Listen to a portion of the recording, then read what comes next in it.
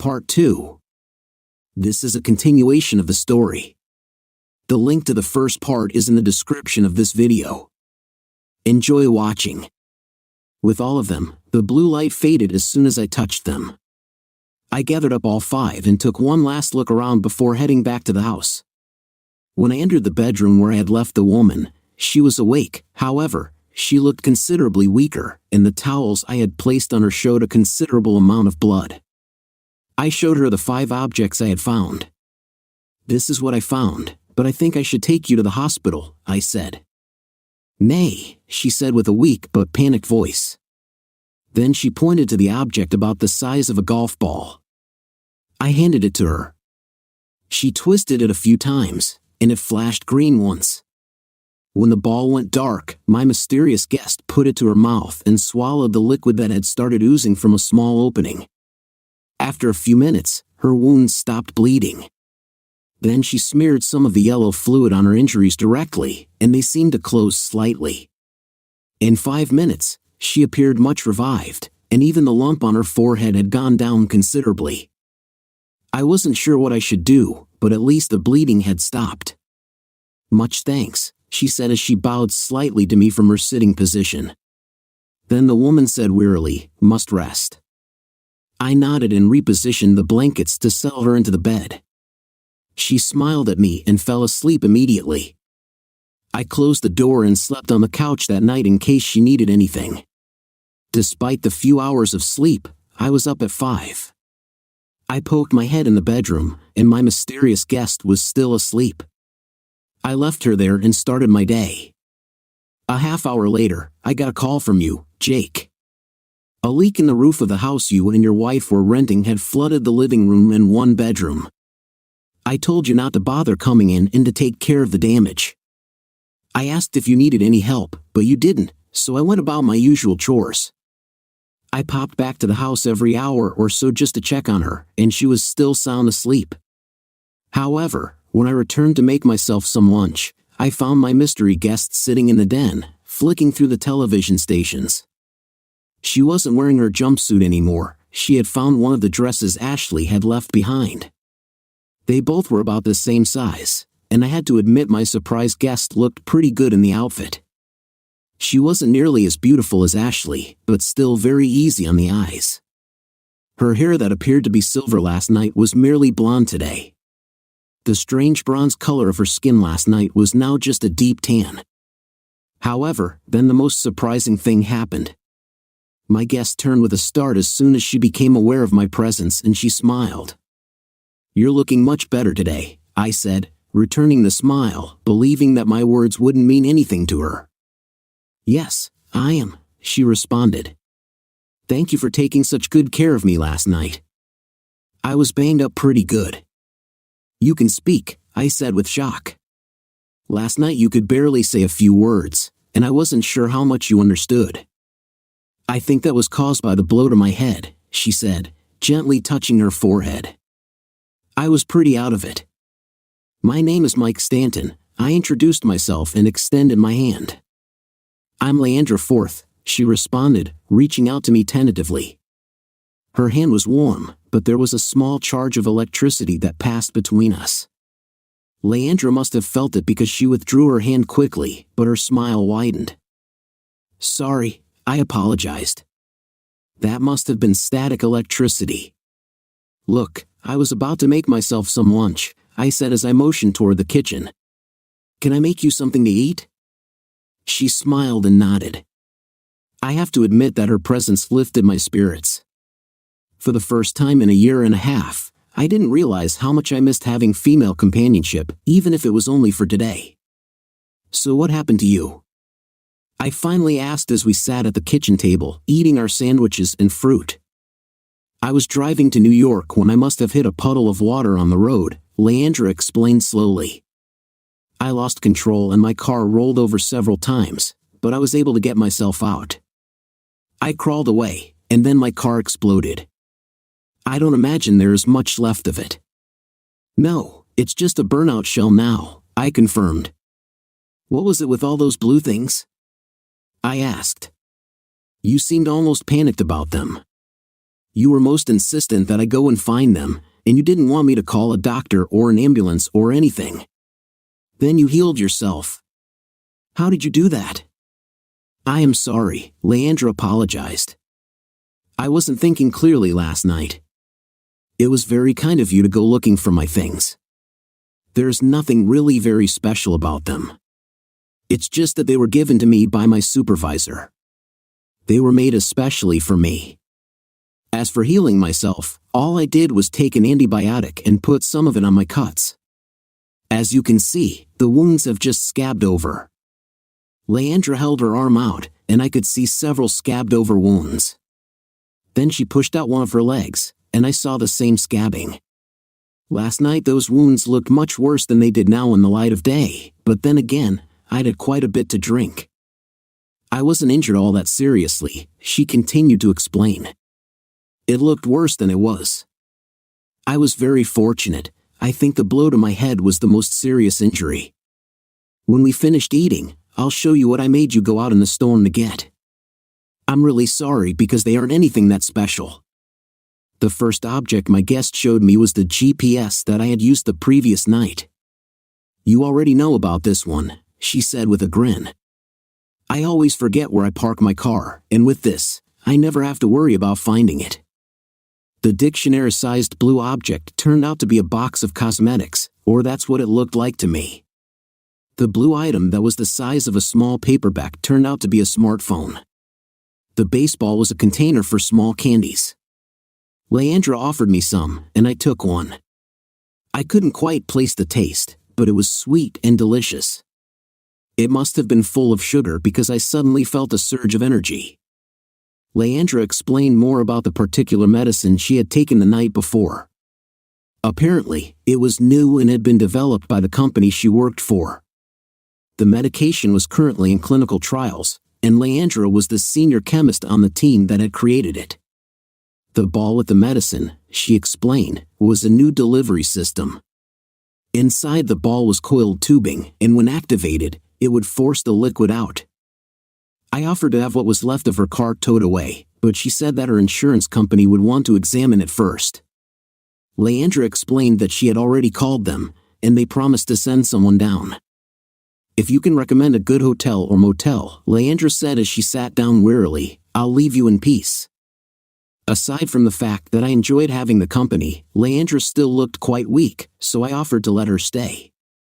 Look, you don't seem to be 100%, I said cautiously. You're more than welcome to stay here for however long it takes to get your strength back. You'd have your own room and your own bathroom. It would be no trouble because I'm mostly out working, so you'd have the house to yourself. That would be a terrible imposition, she protested. I can rest in a hotel until I'm well enough to head on to New York, but I would like to take you to dinner as a thank you, and perhaps you could spare some time to show me around the area. Nonsense, I waved my hand and smiled. I won't hear of it. Until you're well enough to go out, you'll stay here. I'm not a bad cook. Besides, it will be nice to have the company. Leandra smiled at me and agreed to stay. I have to admit that I was less consumed with my loneliness and hatred. It only took less than a day before Leandra seemed to sense my deep unhappiness. Of course, it would have been obvious to anyone how lonely and filled with hate I was. Little by little, she was able to coax the story from me. I ended by telling her that despite everything Ashley had put me through, I still loved her and would take her back in a heartbeat. Leandra had a curious expression on her face when I finished. She seemed to be studying me. The emotion of love, Leandra said with a sigh, it's 96% chemical. It's a chemical reaction that is triggered mostly in the brain but also through the rest of the body. If you can create the correct chemical balance in the person you desire, you can make them fall in love with you. I must have been looking at Leandra like she had two heads because she blushed. That's just the theory I have, she said quickly. I've been studying the idea at work and believe it has great potential. But to say that love is 96% chemical, I questioned. She blushed a more vibrant red. I was perhaps putting too much emphasis on my preliminary data. I've worked on this theory for some time. Well, if you can ever discover a way to do that, I laughed, you'll make a fortune. The next several days were lovely. I was going to miss Leandra when she left. I knew that I'd go back to obsessing about Ashley and hating both her and Tuck. I also knew that there was nothing I could do about it. Still, I continued to try to come up with some way to get revenge on both of them. 2 days before Leandra was supposed to leave, I had a Cattlemen's Association board meeting in town. I told her that I'd be back about 5 that afternoon, and if she liked, I'd take her out to dinner. It would be a sort of farewell dinner. I explained that I wouldn't be able to do it the night before she left because I had to prepare the payroll and meet with the accountants. She seemed sad when I mentioned her leaving. At the time, I thought I'd just imagined it. On the way to town, I got a call to tell me that the air conditioning was broken at the association offices, and they had decided to reschedule the meeting. So, I turned around and headed back to the ranch. When I arrived back, I went into the house to get changed into my work clothes, but I heard a strange noise coming from somewhere in the house. It was a low humming sound. I traced the noise to Leandra's room, and her door was ajar. Without thinking, I pushed it open and was stunned by what I saw. Leandra's appearance had altered dramatically and was continuing to change. She was holding up the blue object that I had taken to be a cell phone. A pale green light was emanating from the device, and Leandra was running it up and down her body. As I stood and watched, her appearance shifted. Gone was the blonde hair, replaced by a soft silver color. Leandra's skin had taken on the bronze tone that I had witnessed the night of the accident. Stranger still, her ears were pointed at the top. A thought thundered through my mind: this woman was definitely not from anywhere in this world. Sensing me, Leandra turned slowly and smiled at me. Her body seemed to tremble as she approached. Softly, Leandra stroked my cheek and then kissed me full on the lips.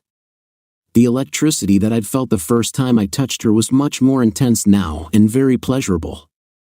I kissed her back with a passion that I thought was long gone. I don't know how it was possible, but we made love 5 times. We lay there in each other's arms, both of us quiet for many minutes, content in the afterglow. Finally, I pushed up on my elbow and stared into Leandra's eyes. "Where are you from?" I asked. She laughed. "A long way from here, about 72 light years approximately.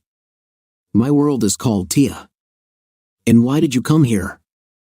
I was filled with hundreds of questions. "I'm not supposed to tell you," Leandra said quietly, "but I need for you to trust me more than anything." I nodded. "My world is 72 light years away. I came here through a dimensional port. We're able to open up small holes into other dimensions, which allows us to travel great distances in short amounts of time. It took about 15 minutes of your time to get here. I'm here on a mission. The people of my world are dying out." "Dying out? What do you mean?" "Your people are dying out?" I asked, both curious and alarmed. Leandra looked at me sadly and shook her head. "Inside, our population is dwindling because of our arrogance. As you have seen, we are much more advanced technologically than the peoples of this world. Still, we are ruled by the same passions: envy, lust, hatred, greed, all of them. We have weapons so powerful that we could destroy whole solar systems. To survive, we decided to edit out these base emotions. We created societies filled with love and creativity, and we thought we had succeeded. But we miscalculated horribly." Leandra grew silent, and tears began to stream down her face. She buried her face in my chest and sobbed. "We were so arrogant." "What happened?" I asked, stroking her hair. "When I told you that love was 96% due to chemicals in your body, it wasn't a theory. We had proved it. Actually, it's 96.8%. We developed a device that allowed us to analyze this compatibility, which allowed us to arrange the most suitable matches. It was impossible to find a match for everyone. To overcome this obstacle, we developed a new device that can analyze and, if necessary, change the chemical composition of an individual. Of course, there are limitations. For instance, we learned that you can only modify the chemical mixture within a person once. We also discovered there were side effects if you tried to make the compatibility 90%. Leandra paused for a moment, trying to gauge my reaction. I was filled with equal parts wonder and skepticism. Apparently satisfied with whatever she found, Leandra continued. If both individuals have at least a 60% match, true love can exist. A higher match just makes the love bond that much stronger. So we have the love question more or less solved. Using the same principles, we developed a chemical that was supposed to greatly reduce the baser emotions, and it seemed to work, at least in the clinical trials. But when we filled the atmosphere with the chemical, it produced an unexpected consequence. In less than a year, almost all of the males of my world became sterile. This caused chaos and catastrophic wars as nations tried to gain possession of the few remaining fertile males. Over the last 200 of your years, my planet, once home to 6 billion souls, now has barely 100,000. That still doesn't answer why you're here, I said, confused and horrified by what Leandra's world had experienced. We have been searching the universe seeking species that share our DNA structure. Then we search for fertile males that we can mate with. We have found that the people of this planet share our DNA. But only a few of the males are compatible. About 1 in a million can impregnate one of our females. I was not scheduled for this particular mission, but one of the women took sick, and I was a last-minute replacement. However, as I was heading to New York, my pod was struck by lightning, and I crash-landed here. Still, it was a most fortuitous accident. I not only discovered someone who could impregnate me, but someone whose chemical composition is such that I have fallen deeply in love with them. I was dumbfounded by this last comment. Are you talking about me? I asked. She nodded and kissed me. Leandra told me that I had already placed a child with her and that it would be a male. She mentioned that while we had only been together once for that purpose, the subsequent times were simply for pleasure and because she loved me. I sat up against the headboard with Leandra's head resting on my chest. I asked her, that first night, you couldn't speak our language, could you? Leandra chuckled and shook her head. No. As a last-minute replacement, there wasn't time enough to learn it. Fortunately, as part of my equipment, I have a universal translator. That first morning when you found me watching your television, I was using the translator to learn your language. I also learned Spanish. So what happens now? I asked with a hint of concern, trying to make light of it. Are you going to spirit me away to your world? No, she said, looking up at me seriously. Our laws forbid us from abducting anyone. However, you may accompany me back to my home world. If you came, you would be much revered and have someone who loves you dearly. The thought was appealing, but finally, I declined. My son isn't ready to take over running the ranch yet. Plus, I am still hopelessly in love with Ashley. Because of that alone, eventually, you would not be happy with me. In my mind, I know that I'm never going to get my ex-wife back, but my heart refuses to accept that. As twisted as it sounds, I want to get revenge against her and her husband. Tears slid down Leandra's cheeks, and she sighed sadly. I suspected that you would not wish to go with me. Even if I'm not going, can't you stay a little while longer? I asked hopefully. She shook her head. My time is short. In fact, I would not have stayed here this long if I had not discovered our compatibility. When I scanned your chemical composition, I found that you are 89% compatible with me. On the other hand, I am 98% compatible with you. It's most unusual when one's compatibility exceeds 90%. That's why I love you so much. Leandra reached up and kissed me, then snuggled back down on my chest. I still don't understand why you can't stay longer, I almost pleaded. I have to return to my world tomorrow before our dimensional hole closes. These holes can only be opened infrequently and close after only a week. If I don't return tomorrow, I'll be trapped here for 6 months until the next hole can be opened. However, I cannot disguise myself that long. But your pod was destroyed, I said. I have a spare, she said, pointing to the dictionary-sized blue box. After everything I'd seen and heard, I didn't question how the blue box would become her transportation home. Then she surprised me with a request. "But before I go, do you think I could meet this woman who is keeping you from me?" My initial gut reaction was to say no, and I wish I had gone with that. But I finally agreed. I thought that seeing Ashley and Tuck with Leandra on my arm might somehow make it bearable, maybe even make Ashley jealous. Ashley and Tuck would be at the quarterly country club dance. Ashley was on the entertainment committee and lived for events like this. She would have a chance to show off her latest gown, flirt with the men, and still have her husband there who adored her. She could have her cake and eat it too. Once I decided that we would attend the dance, I couldn't have Leandra show up in one of Ashley's discarded dresses. Fortunately, I had bought Ashley a new designer dress for her birthday just before everything blew apart. It was still sitting in the closet covered by its plastic cover. The new dress fit Leandra quite well, and I wore one of only 2 suits that I owned. When we entered the club, the people there were surprised to see me, and even more so to see a beautiful woman on my arm. I was pleased that most of those in attendance were genuinely glad that I was there. I spotted Ashley almost immediately. She was surrounded by several young men with Tuck right at her side. I used to hate it when Ashley did that, but apparently, Tuck didn't. He seemed to have an attitude, "You can look but don't touch, she's all mine." Leandra pulled what looked like a lipstick from the purse I'd given her and almost dragged me over to where Ashley and Tuck were standing. Ashley looked up in surprise when she saw me and her eyes widened when she saw Leandra on my arm. Then her eyes narrowed as she took in the designer gown that Leandra was wearing. Ashley had never seen the dress and was unaware that I had purchased it. "Well, look what the cat dragged in," Ashley said sarcastically.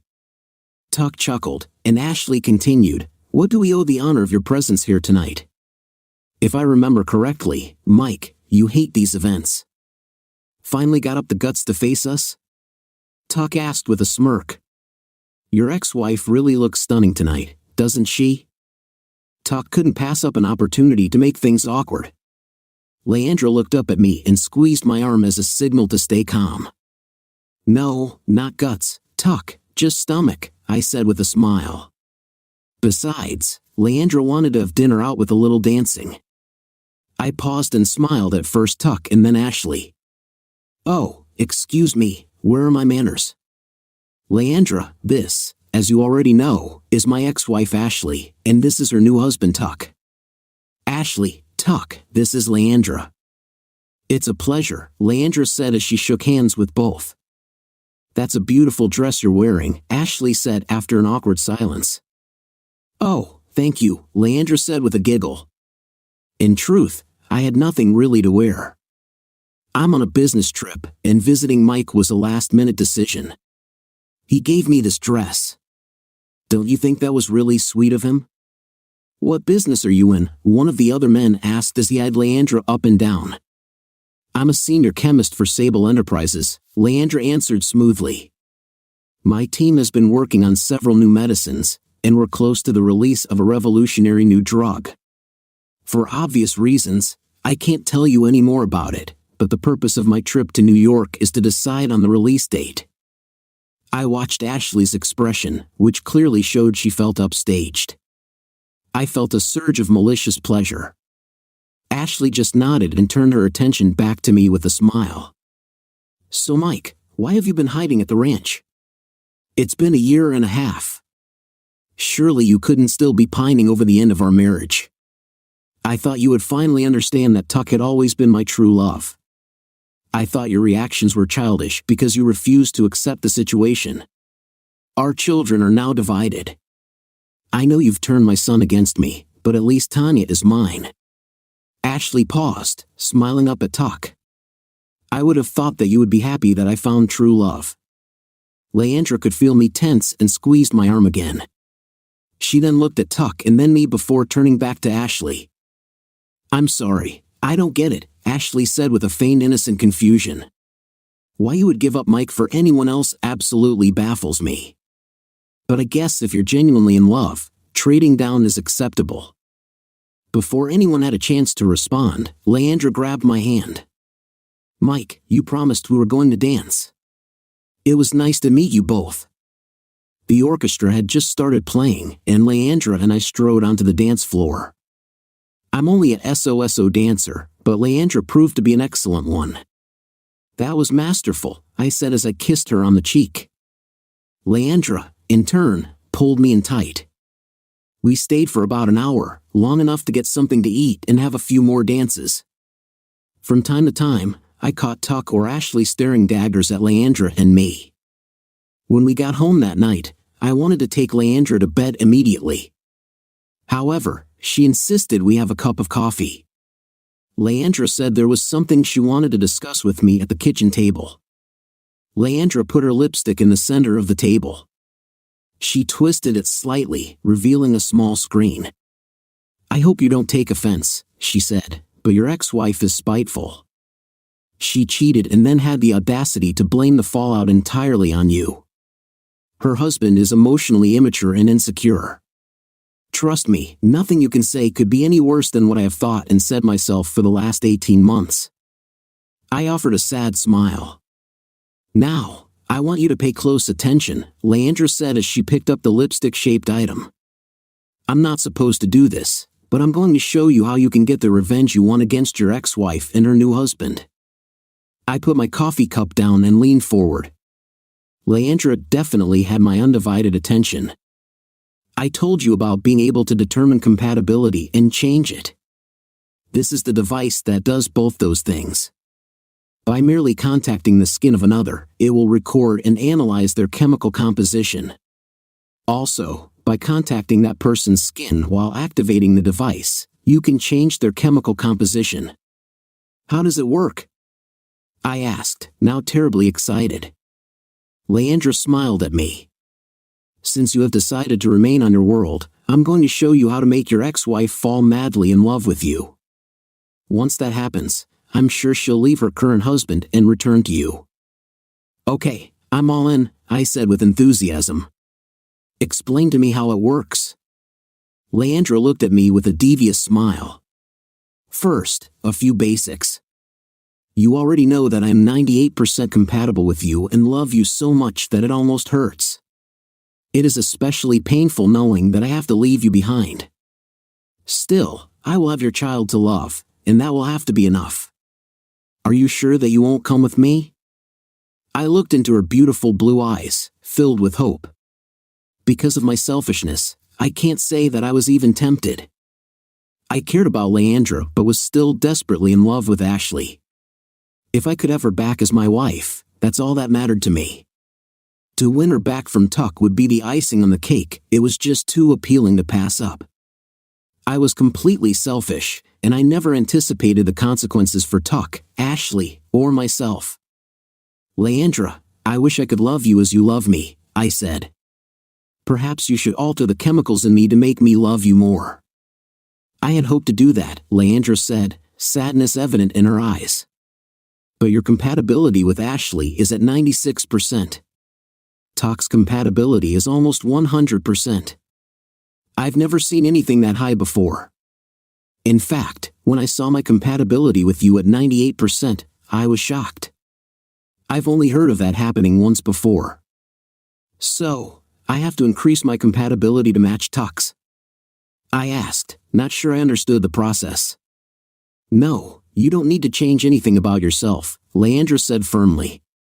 "You need to change Ashley's percentage concerning you." The confusion must have been clear on my face because Leandra laughed. "What I found surprising is that Ashley's chemical makeup only favors you by 66%, and surprisingly, it's only favorable to Tuck by 75%. As you already know, 60% is the threshold for love. If you increase Ashley's chemical compatibility with you to 89%, you will win her back easily. After a year and a half, my days of depression would soon be over. The thought of having Ashley back was exhilarating. I think Leandra saw my excitement and frowned. All I could do was blush. "I have a few warnings to explain," she said tightly. "Okay, I'm all ears," I said, unable to hide my smile.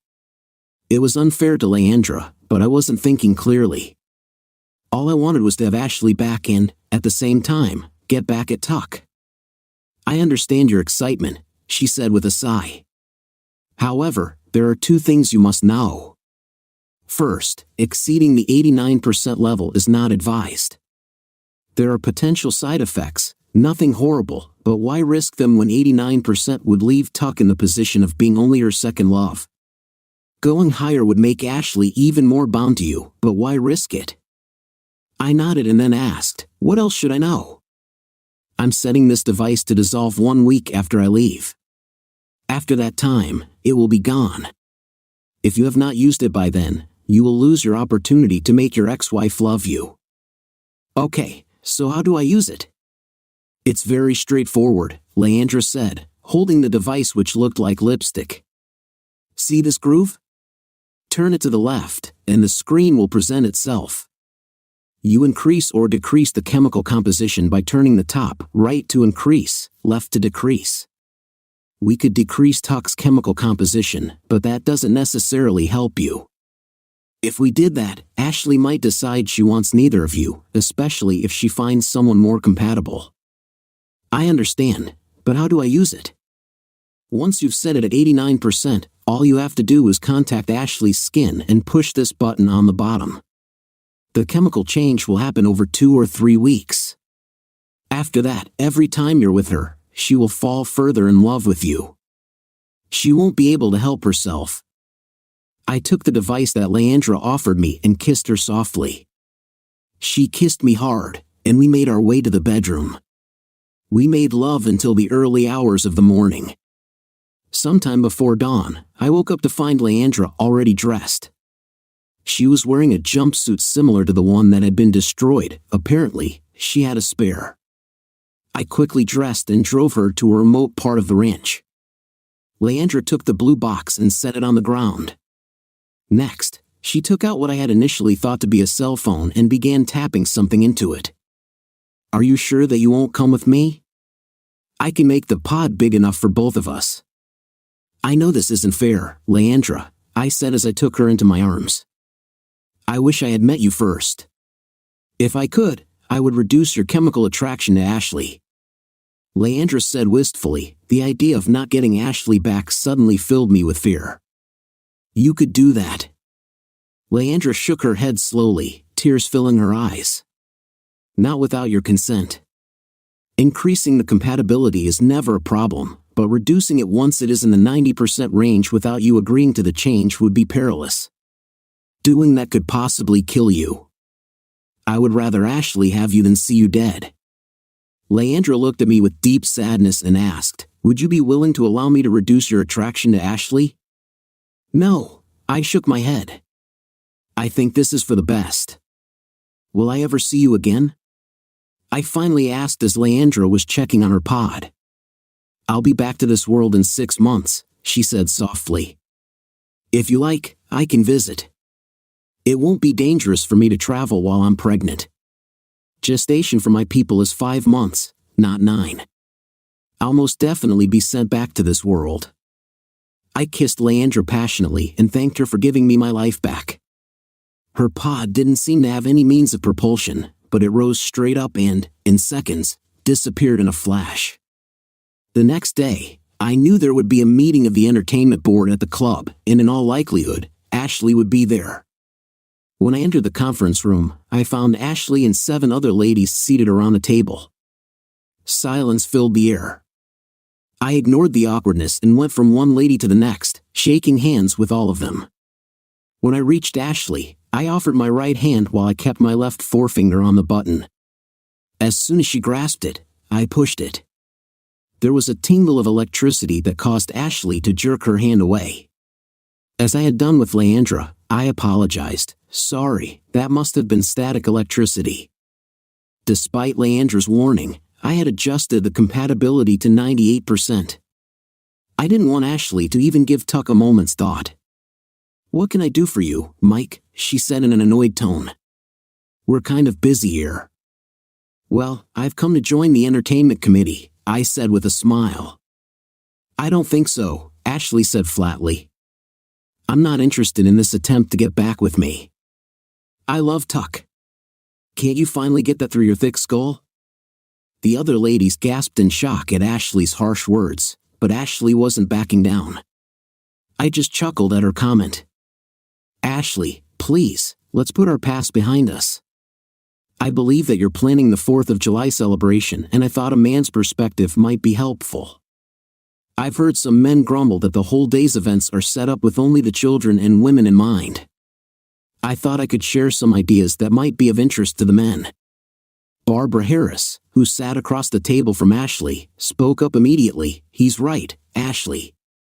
My husband complains about the 4th of July celebration all the time. He says there's nothing to do but eat.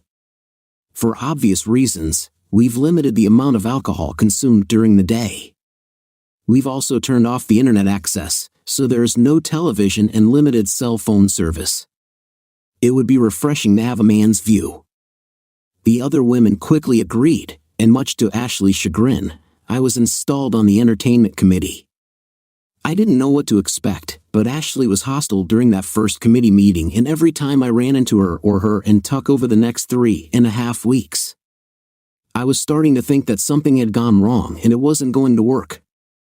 I was about to give up and return to my old way of living. Still, I had forced my way onto the entertainment committee, and I felt honor-bound to see it through. At the next committee meeting, I realized things were finally changing between Ashley and me. Being on the committee was surprising. I was actually coming up with some good ideas that I was sure the men would love. One was a family softball game, another was a couple scavenger hunt with the prize being tickets to a baseball game and dinner out. Throughout the meeting, Ashley hadn't been staring at me with scorn. In fact, she smiled at me several times. At the end of the committee meeting, Ashley stopped me at the door and asked if I'd like to have lunch with her. Her excuse was that she wanted to talk about the 4th of July celebration. I readily agreed. After that, we started having lunch once or twice a week again, ostensibly to further discuss the 4th of July party. Each time we met, Ashley found various reasons to touch me or get closer to me. During the 4th of July celebration at the club, things really heated up. I had been running around taking care of my responsibilities when Ashley grabbed my arm and asked if I'd help her get more soft drinks out of the storage shed. After I followed Ashley into the shed, she locked the door behind us. Ashley slid in front of me and kissed me with a passion I had never experienced from her before. I was immediately aroused and kissed her back. It felt incredible to be with her again. At this point, I began an affair with Ashley. We started meeting in various motels several counties away. At first, I was nervous, knowing I wasn't as well endowed as Tuck. However, I didn't need to worry. That first time, Ashley had several culminations to my one.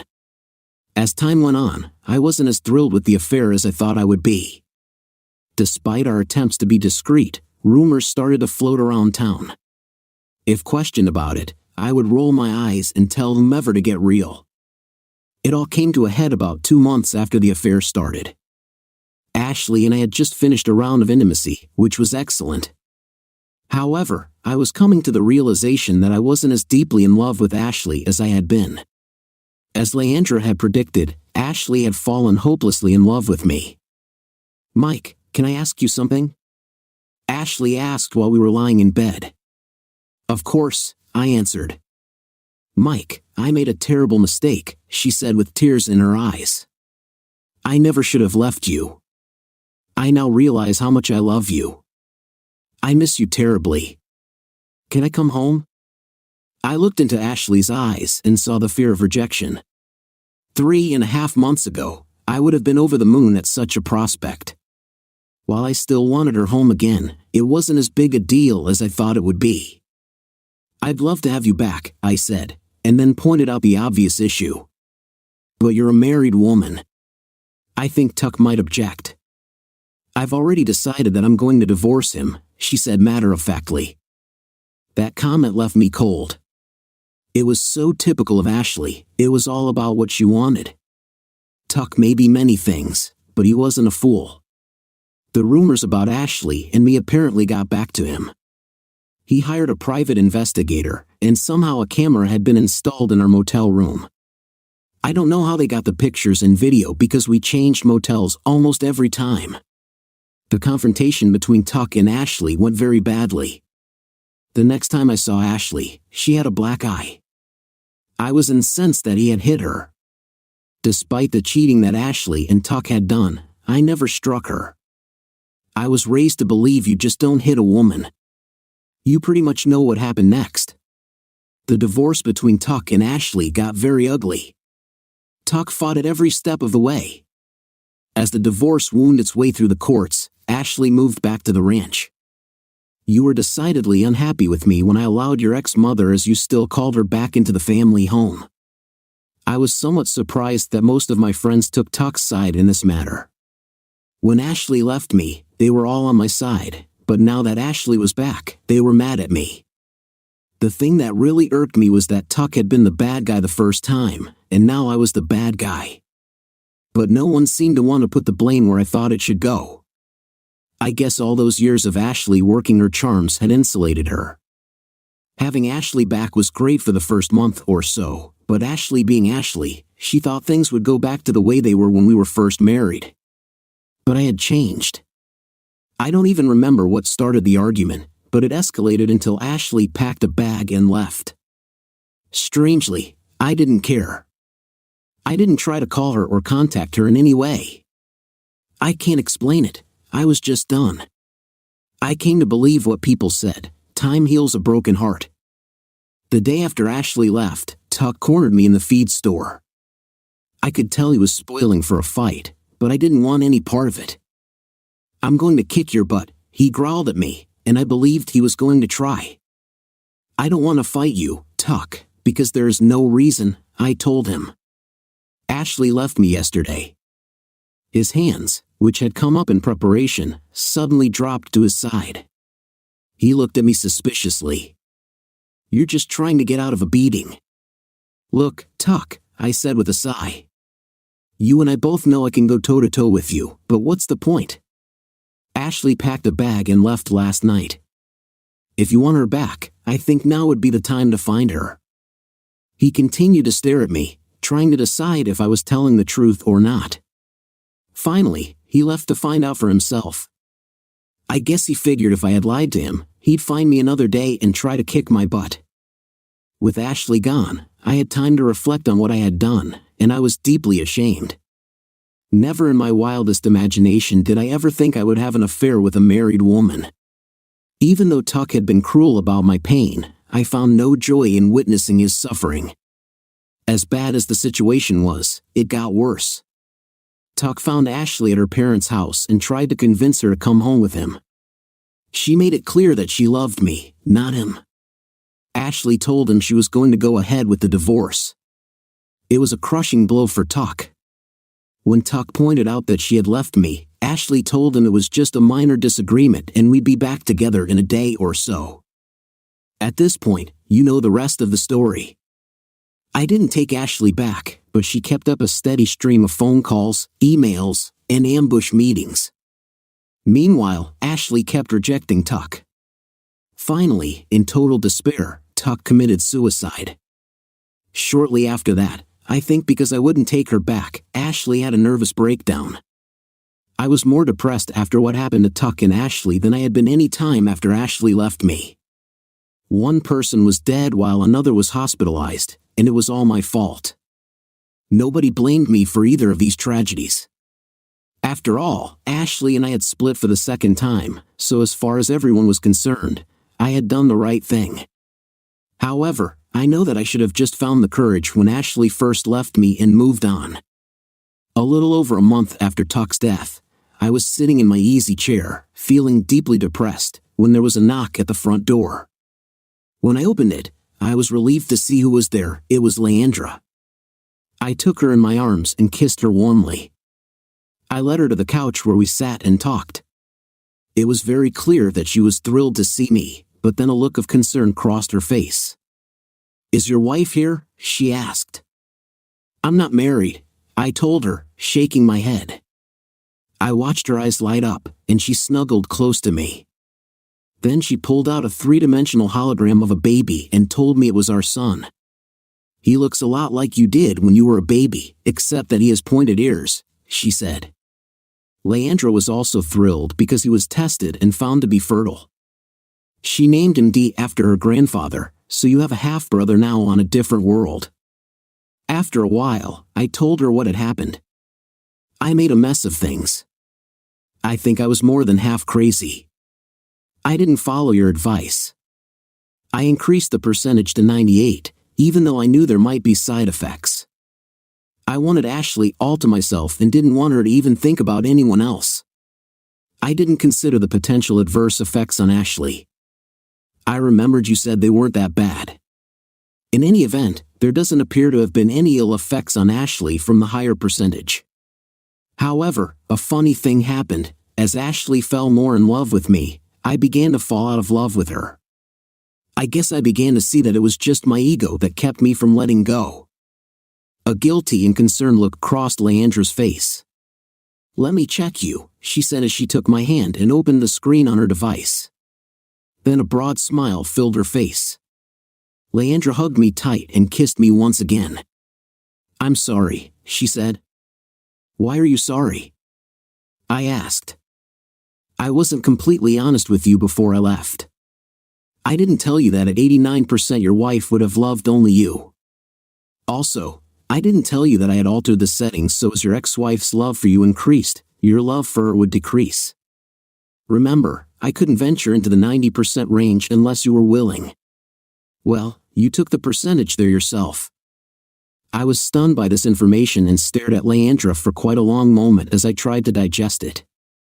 My stare must have lasted longer and been sterner than I thought. Leandra became quite frightened. Are you terribly angry with me? No, I'm not angry at all, I said, shaking my head. I'm just trying to get my head around what's happened. One thing that has come out of all this is that I was finally able to see Ashley for who she really was. What I saw was a person who wasn't very nice. Even so, I feel terribly guilty about what I've done to her. Is there anything you can do to correct this? Maybe you could reverse the chemicals so she doesn't love me anymore. Leandra shook her head. No, unfortunately, I can't. You can only alter a person's chemical composition once. Aside from the dangers of venturing above the 90% level, if I were to attempt to change her, it would probably drive her insane. I made dinner for Leandra and myself before we went to bed. We spent a lot of time together that night, and Leandra was ready to go again except that I fell asleep. In the morning, I woke up feeling better than I had in a month. I still had an intense sense of guilt, but I knew that was something I was going to have to live with. As I was making breakfast, I teased Leandra. Have I put another baby in you? She smiled and nodded. This time it's a female. I chuckled and shook my head. These women certainly were fertile. Leandra told me about the results of her last mission. Out of the 24 women that had come to Earth, 14 returned pregnant, and 6 of them brought the men with them. Once again, Leandra asked me if I would return to her world with her. This time I said yes. So when you read this, I will have been on TIA for 7 years. After agreeing, I suddenly wondered how I would make a living in a strange new world. Leandra laughed and said that people on her planet worked because they wanted to, not because they had to. Besides, since I was a fertile male, the government would provide anything I felt I needed. Also, since Leandra will have produced 2 children from her missions and brought back her mate, she will be exempted from ever having to venture out again. Leandra did not tell me how many children she wanted to have, but she did tell me that she absolutely refuses to share me. That's fine with me because Leandra is more than enough woman for me. Jake, this is the story of my disappearance. I know it is hard to believe. If it hadn't happened to me, I wouldn't believe it either. If the writing in this story seems a little strange, it's because I didn't type it. The fans have a machine that searches your mind and prints out the story you want to tell. It's not how I would have written it, but I think it has recorded the facts quite accurately. The other large envelope in the safe deposit box contains my last will and testament. You will receive the majority of my estate, including the ranch. Of course, you'll have to work with my brothers and sisters, but I don't think that will be a problem. Also, I have set up a trust to take care of your sister and another for your mother. I have 2 additional requests for you, and I beg you to please fulfill them for me. First, I want you to reach out to your sister and establish a better relationship with her. She chose to go with your mother, but I believe she regretted that decision. I cut her out of my life for what I perceived as her betrayal, and that was a mistake. I should have re-established a relationship with her long ago, but my pride kept me from doing so. My second request is going to be even harder for you, but I beg you with all my heart to do this for me. Please reach out to your mother and make her a part of your life. Please tell her that I truly loved her but that I've left this earth. I know you were very angry with her because she left us to go with Tuck, but I destroyed her life. She doesn't deserve to suffer any more than she already has. Please let her be part of your family. I beg you to let her know her grandchildren, and I hope there are some. I've never asked anything of you, but I'm pleading with you to do this for me. There was a handwritten message at the bottom of the last page. Jake, I have to go now. Leandra has created a pod that will carry both of us, and we have to head for the dimensional hole before it closes. Jake, I just want you to know that I have loved you from before you were born. You have done nothing but make me proud. I'm sorry for what I have done. I wish I could change it, but I don't have the power to do so. You can help right my wrongs, but whether you do or not, I will love you until the day I die. Please kiss your wife and any grandchildren you might have for me. All my love, Dad. I sat back in my chair and looked around the little room. Then I pulled out my father's last will and testament. It was as he said. I had control of most everything. There were still my aunts and uncles who would have a say, but they had always been pleased with me running the businesses, especially the ranch. Looking further, I discovered that my father had purchased life insurance to cover any estate taxes, so everything would come through free and clear of estate taxes. The 2 trusts were for $2 million each, so my ex-mother and sister would be well set. As to my father's requests, I would have to consider them carefully. I was only sure that I could do one of them. I felt there was nothing that I had to forgive my father for. Still, I would talk to my wife about the other 2. But first things first, I had to get this will over to the attorney's office. It was Christmas time, and I was standing at the exit leading out from one of the concourses. I was wearing a cheesy chauffeur's hat and holding up a small sign that read Tanya Weaver and Family. Clutching my arm was my mother, Ashley. It had taken me 2 months to finally make up my mind, but with Jenny's constant urging, I reached out to my mother and sister. When I called my mother and asked if she would like to go to dinner with us, she cried for a full 5 minutes before saying yes. Dinner was actually quite pleasant. I had Jenny and the boys with me, Mike, Tommy, and Billy. My mom was so nervous about meeting my family, but she got off to a great start with the boys by bringing a present for each, 3 of the latest video games. Jenny treated my mom like they were long-lost friends. At dinner, I did as my father requested and told her that he truly loved her but that I had passed from this world. My mother put her head down and sobbed softly for a few moments. Then she looked at me and asked if my father had really said that he loved her. I said that he did. She cried some more, but I could see that it had given her some peace. After that dinner, we began inviting her over to the house more and more. We even took a week-long vacation and left Mom to mind the boys. I was surprised, but she seemed to have had a great time, and the kids loved having her much more than the regular babysitter. My conversation with my sister was very strained at first. Tanya was very suspicious of why I wanted to get together with her after all these years. She told me that Dad and I hated her for taking Mom's side, which explained her coolness over the years. I assured her that was never the case and told her that Father's will had been found. This seemed to make her even more suspicious. I told her that I would send her a copy of it, and once she'd read it, she could talk to the attorneys all she wanted. After that, I called her again and, if she wanted, we could get together to discuss it. I didn't have to call her because she called me. She wanted to know more about the trust. I told my sister that this was something we should discuss face to face. I suggested that I fly back east and we meet. She agreed. Tanya was thrilled to see me, which pleased me considerably more than I ever thought. She hugged me tightly when I came through the door and introduced her husband Sid and their 3 kids, Todd, Chad, and Linda. They live in North Conway, New Hampshire, so I had flown into Portland, Maine, and drove over to their house. It was a 4-bedroom house with 3 baths up on a hill. It was lovely. Her husband Sid, who worked for a local bank, seemed like a really nice guy. Their 3 kids, ages 10, 8, and 7, were very polite. I asked my sister if she could give lessons in manners to my kids. I thought Tanya's kids would get along great with mine, as they were close in age, 9, 8, and 7. The visit was a great success. When I explained to my sister that the trust was a generation-skipping trust, I think she was glad that I had come to sort it out for her. She seemed confused and a little embarrassed because they didn't have the money to hire their own attorney, so I explained it as simply as I could.